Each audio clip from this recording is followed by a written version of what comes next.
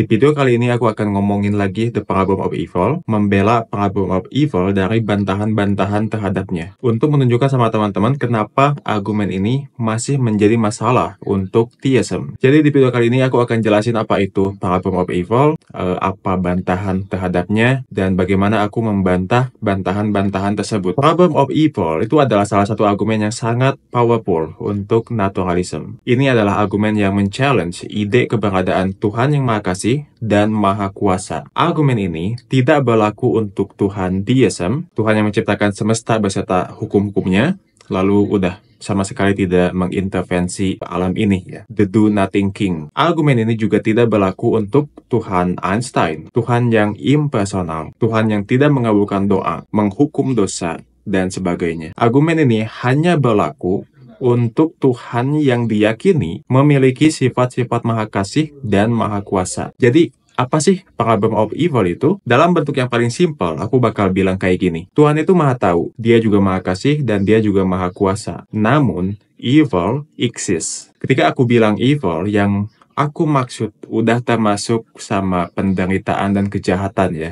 Supaya nggak capek nanti kalau misalkan aku mesti ngomong penderitaan dan kejahatan secara terpisah. Jadi izinkan aku ketika ngomong evil, yang aku maksud adalah penderitaan dan kejahatan. Jadi kita percaya Tuhan itu Maha Tahu, Maha Kasih, dan Maha Kuasa. Namun masih ada evil. Jika Tuhan Maha Tahu, maka Dia akan tahu kalau evil itu exist. Jika Tuhan Maha Kasih, maka Dia akan mau untuk menghilangkan evil. Jika Tuhan Maha Kuasa, maka Dia akan sanggup untuk menghilangkan evil. Tetapi masalahnya, evil exists. Stephen Law, seorang filsuf, dalam Evil God Challenge, membagi Problem of Evil menjadi dua bagian, yang logical sama yang evidential. Logical Problem of Evil itu mengklaim bahwa satu, keberadaan Tuhan yang Maha Kuasa, Maha Tahu, dan Maha Kasih itu secara logis tidak kompatibel dengan klaim dua, keberadaan evil. Sekarang, argumennya adalah evil ada, maka nomor satu itu salah. Jenis Problem of Evil yang ini, yang logical, mungkin nggak terlalu serius ya untuk theism.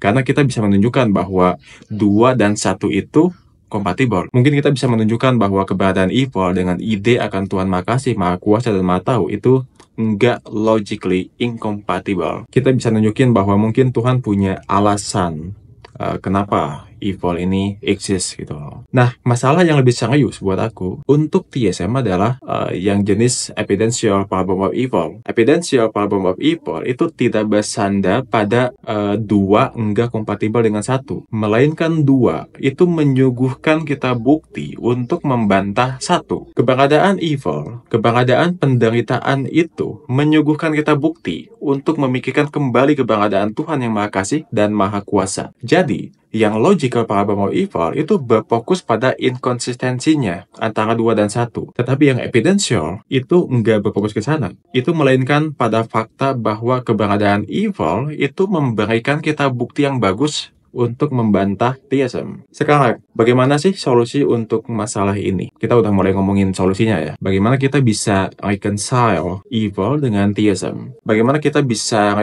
mendamaikan dua ide yang sepertinya bertentangan ini gitu loh, antara penderitaan dengan ide keberadaan Tuhan yang Maha Kasih dan Maha Kuasa. Ada beberapa solusi yang ditawarkan untuk mendamaikan 2 dan 1.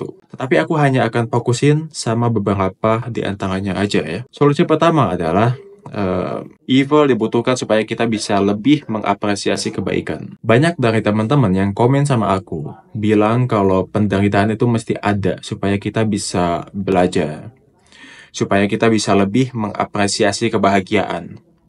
Kalau nggak ada penderitaan, maka kita tidak akan mampu untuk mengapresiasi kebaikan yang ada di hidup ini. Ketika membaca solusi ini, ada pertanyaan yang terlintas dalam kepalaku. Bisakah Tuhan yang Maha Kasih dan Maha Kuasa menciptakan kita dalam bentuk yang udah mampu untuk mengapresiasi kebaikan tanpa harus mengalami penderitaan dan kejahatan? Bisa nggak? Kalau misalkan nggak bisa, maka itu artinya Tuhan nggak Maha Kuasa. Dan saya yakin teman-teman nggak bakal menjawab nggak bisa ya. Kalau jawabannya bisa, ternyata Tuhan bisa menciptakan kita dalam bentuk yang udah mampu untuk mengapresiasi kebaikan tanpa harus mengalami penderitaan kejahatan. Kalau jawabannya bisa, maka akan ada pertanyaan lanjutan. Kenapa Tuhan menciptakan kita dalam bentuk yang tidak sempurna sampai harus mengalami penderitaan dulu untuk bisa mengapresiasi kebaikan. Kenapa nggak menciptakan kita dalam bentuk yang udah sempurna, yang bisa mengapresiasi kebaikan tanpa harus mengalami penderitaan? Intinya adalah kenapa kita mesti mengalami dulu penderitaan ini gitu loh. Bahkan gini, anggaplah pertanyaan aku itu meaningless ya, nggak ada maknanya gitu. Anggaplah pertanyaan aku itu salah. Mari abaikan dulu pertanyaan-pertanyaan aku. Mari kita anggap bahwa benar penderitaan itu mesti ada untuk kita bisa belajar. Penderitaan itu mesti ada supaya kita bisa mengambil pelajaran, mengambil hikmah kalau kata teman aku. Aku ada pertanyaan lain untuk klaim ini ya. Pelajaran macam apa yang bisa diambil oleh seorang bayi yang diperkosa sampai meninggal? Kalau misalkan kita kehilangan orang yang sangat kita cintai, mungkin kita bisa mengambil pelajaran dari sana ya. Mungkin peristiwa itu membuat kita lebih kuat, lebih menghargai keberadaan orang yang terkasih ketika masih hidup. Kita mampu untuk mengambil pelajaran dari sana ya. Penderitaan memang ada gunanya buat kita dalam kasus tersebut. Tetapi untuk bayi yang diperkosa sampai meninggal, apa yang bisa dia ambil? Pelajaran seperti apa yang bisa dia terima? Hikmah seperti apa yang bisa dia ambil ketika dia meninggal diperkosa?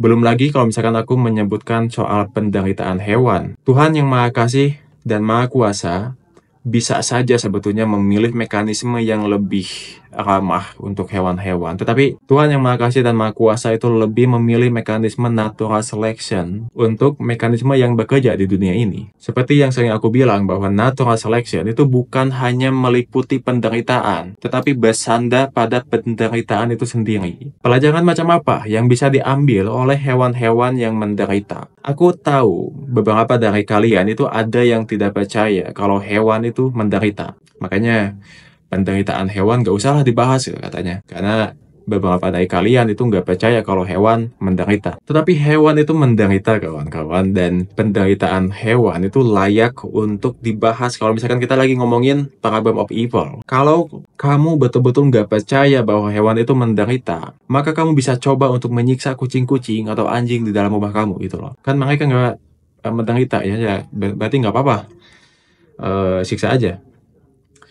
Guru Islam aku, waktu aku masih kecil, itu ngajarin kalau Nabi itu tahu hewan itu menderita. Makanya ketika Idul Adha dan mau menyembelih hewan, itu kita mesti pastiin dulu kalau pisau yang kita pakai itu mesti tajam, supaya si hewan tidak menderita. Bayangin, Nabi kamu aja itu yakin kalau hewan itu menderita, sampai menyuruh kamu, umatnya, untuk memakai pisau yang tajam, supaya hewan tidak menderita ketika kamu mau menyembelih hewan itu. Nah, kenapa kamu sebagai umatnya itu denial kalau hewan itu menderita ketika Nabi kamu aja itu sangat sensitif ya pada penderitaan hewan gitu loh. Setelah kamu tahu kalau hewan itu juga menderita, lalu aku bisa melanjutkan argumen aku. Aku bisa melanjutkan pertanyaan aku. Lalu apa pelajaran yang bisa diambil oleh hewan? Karena kan klaimnya adalah penderitaan itu mesti ada supaya bisa mendapatkan pelajaran. Penderitaan itu ada supaya kita bisa mendapatkan hikmah darinya. Evil must exist supaya kita bisa mengapresiasi kebaikan. Nah, masalahnya, pelajaran macam apa yang bisa diambil oleh hewan? Kalau kita manusia dewasa, otak kita itu mampu untuk mengambil beberapa pelajaran atau hikmah di balik penderitaan. Tetapi hewan, apa yang bisa mereka ambil? Apakah otak hewan-hewan itu mampu untuk mengambil pelajaran dari penderitaan? Aku nggak yakin bisa ya. Makanya penderitaan yang dialami oleh hewan itu adalah penderitaan yang sangat-sangat tidak berguna, sangat-sangat meaningless. Dan aku nggak tahu kenapa mereka menderita, kenapa mereka mesti menderita. Sekarang, bantahan kedua itu ada yang namanya kehendak bebas ya. Evil ada karena kehendak bebas manusia. Aku mau menjelaskannya kayak gini ya. Being an all-powerful is impressive ya. Tetapi meskipun menjadi maha kuasa, ada beberapa hal yang Tuhan tidak bisa lakukan. Sebelum kalian ngambek akan klaim ini, ada beberapa teolog dan filsuf yang menganggap bahwa meskipun Tuhan itu maha kuasa, ada beberapa hal yang tidak bisa Tuhan lakukan. Apa aja sih hal yang gak bisa Tuhan lakuin meskipun dia maha kuasa? Ada beberapa. Contohnya kayak membuat segitiga yang bulat, membuat married bachelor, membuat batu yang terlalu gede sampai nggak bisa diangkat. Tuhan yang Maha Kuasa itu nggak bisa lakuin hal-hal itu. Segitiga, ya segitiga. Nggak mungkin bulat. Segitiga yang bulat itu impossible. Married, ya nikah.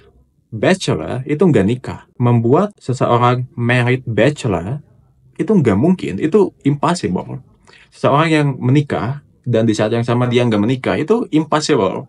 Tuhan nggak bisa membuat itu gitu loh. Omnipotence atau kemahakuasaan itu memberi Tuhan kendali sama apa yang possible, bukan apa yang impossible. Ini penting ya, aku ulangi lagi. Kemahakuasaan Tuhan itu memberi Tuhan kendali sama apa yang possible, bukan apa yang impossible. Nah, soal kehendak bebas ini, ada beberapa teolog yang suggest kalau Tuhan itu impossible untuk menciptakan makhluk yang bebas dan membuat mereka hanya melakukan yang baik-baik saja. Inilah penjelasan kenapa evil exists, kenapa kejahatan itu ada. Meskipun Tuhan yang Maha Kasih dan Maha Kuasa itu ada. The idea is, Tuhan menciptakan makhluk dengan kehendak bebas. Tuhan menciptakan makhluk in His image, dan bagian dari image itu adalah tuh manusia yang bebas. Bebas untuk menerima Tuhan, bebas untuk menolak Tuhan. So, alasan kenapa evil, alasan kenapa ada evil adalah karena Tuhan menciptakan manusia dengan kebebasan, dan manusia dengan kebebasannya melakukan evil. So, that's it. Pertama, aku ragu dengan kehendak bebas. Di antara free will, compatibilism, dan determinism, aku lebih condong pada determinism. Aku meragukan bahwa kita manusia itu punya kehendak bebas. Dan aku punya argumen untuk menjustifikasi posisi aku. Cuma di video ini aku nggak bakal mendebat apakah kita punya kehendak bebas atau enggak ya. Mungkin kita bisa ngomongin itulah di video lain kali. But for the sake of argument, mari kita anggap kalau kita punya kehendak bebas, oke? Kita punya kehendak bebas, dan kita bebas untuk memilih apapun, termasuk memilih untuk berbuat kejahatan. Tetapi fakta bahwa kita punya kehendak bebas, itu tidak menjelaskan kenapa ada natural evil. Penderitaan yang tidak disebabkan oleh kehendak bebas manusia. Kita lihat ada bencana alam, ada virus, gunung meletus, Black Death. Kehendak bebas siapa itu? Bayangin ada satu keluarga yang rumahnya hancur dan hampir semua keluarganya meninggal karena gempa dan tsunami. Kehendak bebas siapa itu? Itu betul-betul berada di luar kehendak bebas manusia. Itu tidak disebabkan oleh manusia. Kecuali kalau kamu meyakini bahwa gempa disebabkan manusia, karena manusia melakukan dosa. Itu topik lain lagi ya. Aku nggak ada komen untuk itu karena teolog dan filsuf yang aku tonton dan aku baca, itu nggak ada yang meyakini bahwa gempa disebabkan oleh dosa manusia. Jadi aku nggak punya jawaban untuk itu. It is okay untuk kamu, kalau misalkan kamu mau meyakini bahwa bencana alam, kayak gempa, gunung meletus, tsunami, banjir, itu disebabkan oleh dosa manusia. Meskipun itu dapat dipertanyakan ya, meskipun aku baru kepikiran sih mau nanya. Kalau misalkan gempa itu disebabkan oleh manusia, disebabkan oleh dosa manusia, lalu gempa atau bencana-bencana yang ada di bumi sebelum manusia menginjak bumi, itu disebabkan oleh apa dan disebabkan oleh siapa? Kita tahu bahwa usia bumi ini lebih dari 4 billion years ago ya. Dan manusia itu cuman ada berapa? 100, 200 ribu atau 300 ribu tahun. Dan bumi jauh lebih tua usianya daripada manusia. Jadi pertanyaan aku adalah, ketika manusia belum ada, let's say 300 ribu tahun yang lalu, ketika manusia belum ada dan bumi belum dihuni oleh manusia dan ada banyak bencana dan gempa yang ada di bumi, itu disebabkan oleh apa? Kalau misalkan kamu meyakini bahwa gempa disebabkan oleh dosa manusia. Tapi balik lagi ke bantahan problem of evil nomor 2, jawaban aku adalah fakta bahwa manusia dikasih kehendak bebas itu tidak menjelaskan penderitaan yang disebabkan oleh bencana alam, yang mana itu di luar kehendak bebas manusia. Sekarang kita lanjut ke jawaban nomor 3. Evil itu apa? Kalau nggak ada Tuhan, maka evil nggak bakal ada. Nah, ini beberapa dari kalian mencoba untuk menjawab problem of evil dengan, maaf ya, dengan memainkan kata-kata. Kayak, kamu kan hidup di dunia naturalistik, maka bagaimana bisa kamu mendefinisikan evil? Kamu nggak punya dasar untuk bilang evil itu ada. Atau kayak, kejahatan itu kan adalah the absence of good, dan sebagainya. Aku jujur aja ya, aku nggak bisa engage dengan diskusi kayak gini. Kalau bantahan kamu kayak gini tuh aku nggak bisa terlalu engage ya. Ini tuh kayak menghindari masalah utamanya gitu loh. Masalah yang sedang kita omongin, dan malah ngomongin hal yang lain. Yang buat aku sebetulnya nggak ada hubungannya dengan masalah utama. Ini nggak mengadres substansinya, tapi malah meributkan hal yang lain. Sekarang, kalau misalnya aku mesti menjawab evil itu apa, mungkin aku akan menjawab bahwa evil itu adalah kondisi-kondisi di mana kamu sebagai theist akan menganggap bahwa itu evil. Paham ya? Kalau misalkan aku disuruh untuk mendefinisikan evil itu apa, aku bakal menjawab bahwa evil itu adalah kondisi-kondisi yang kamu bakal bilang bahwa itu adalah evil. That is my answer. Mungkin kamu bakal tanya lagi, kalau gak beda lah, aku kan punya standar, aku punya ground untuk mengatakan itu evil.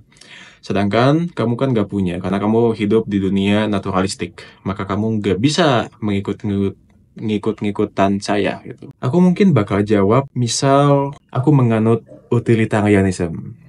So, aku punya dasar, aku punya standar untuk ngomongin apa yang baik, misalnya. Dan mungkin kamu bakal jawab lagi, nah ini, aku punya kritik untuk utilitarianism dan kenapa utilitarianism itu salah, bla bla bla dan sebagainya. Teman-teman, kita bisa lihat kalau aku engage sama diskusi seperti ini tuh kita malah mempermasalahkan hal yang lain. Kita malah mempermasalahkan apa yang baik, apa itu jahat, apa itu evil, apa itu standarnya, apakah objektif morality itu ada atau enggak. Kita malah ngomongin hal yang kayak gitu loh.